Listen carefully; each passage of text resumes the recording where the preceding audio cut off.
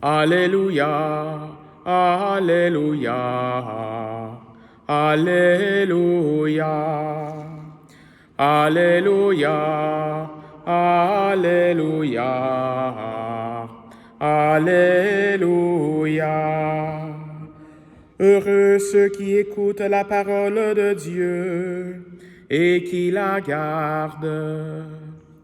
Alléluia, Alléluia,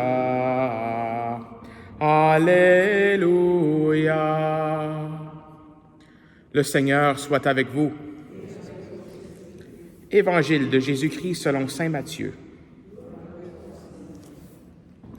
En ce temps-là, comme Jésus parlait encore aux foules, voici que sa mère et ses frères se tenaient au dehors, cherchant à lui parler. Quelqu'un lui dit, « Ta mère et tes frères sont là, dehors, qui cherchent à te parler. » Jésus lui répondit, « Qui est ma mère et qui sont mes frères? » Puis, étendant la main vers ses disciples, il dit, « Voici ma mère et mes frères. Car celui qui fait la volonté de mon Père qui est aux cieux, celui-là est pour moi un frère, une sœur, une mère. » Acclamons la parole de Dieu.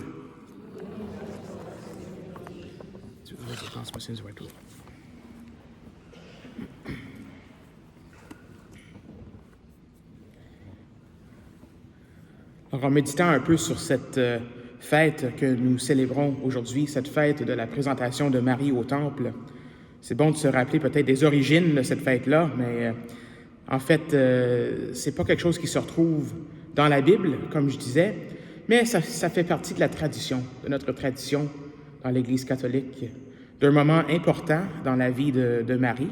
Et j'aimerais peut-être me mettre dans les souliers de Anne et Joachim dans ce temps-là, peut-être. Donc, Marie a été présentée au Temple à l'âge de 3 ans. Hein? Donc, à l'âge de 3 ans, c'est vraiment jeune, ça. Et moi, je ne suis pas un père de petits-enfants, là, mais c'est que... mais j'ai une nièce, et puis je sais qu'est-ce qui se passe à cet âge-là, à l'âge de 2 ans, 3 ans. On appelle ça les terrible twos et tout ça, et les enfants, ça prend des marqueurs permanents, ça l'écrit sur les murs, et puis, etc. Mais je pense qu'avec Anne et Joachim, ils ont probablement remarqué en Marie quelque chose de spécial en elle. Hein?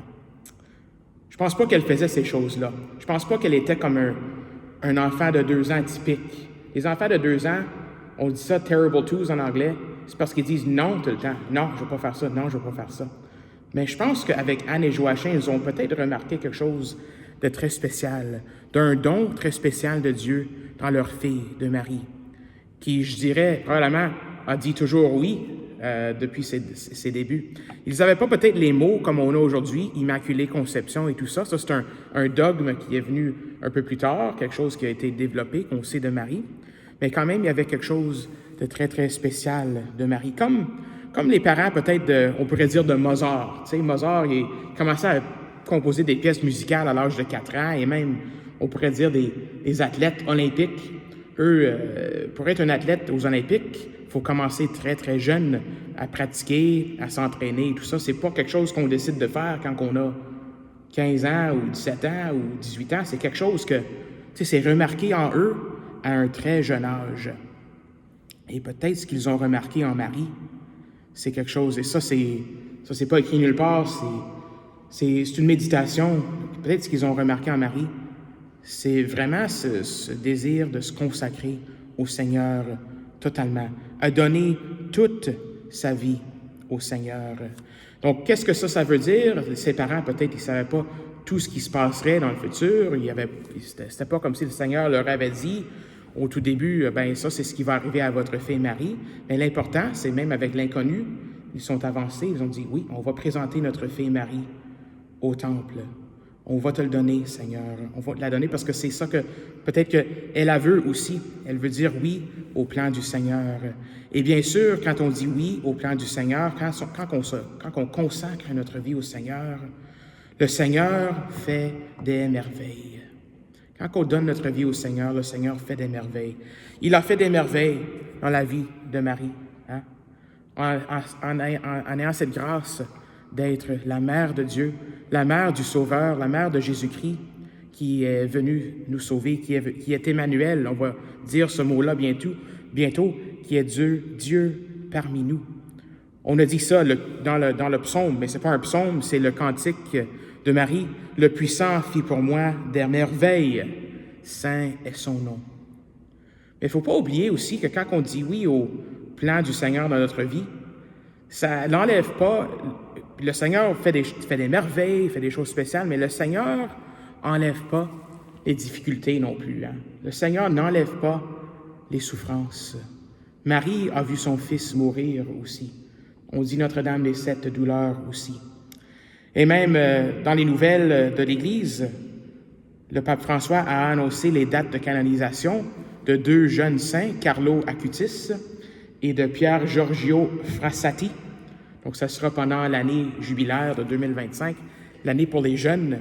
Et Carlo Acutis, le Seigneur a fait des merveilles dans sa vie, mais aussi, il a connu des difficultés, il a connu des souffrances.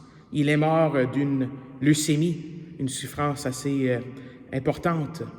Donc, c'est ça, le Seigneur on n'est pas comme immunisé contre les difficultés dans la vie juste parce qu'on a dit oui au Seigneur dans notre vie. Et c'est la même chose avec Marie, avec son fils qui est mort, et aussi, on n'entend pas trop parler de Joseph dans le Nouveau Testament, autre qu'au début.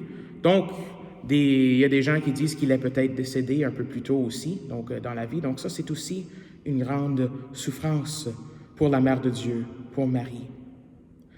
Mais Saint Paul nous rappelle, c'est pas dans les lectures d'aujourd'hui, mais Saint Paul nous rappelle, avec tout ça, « Dans ma faiblesse, je suis fort.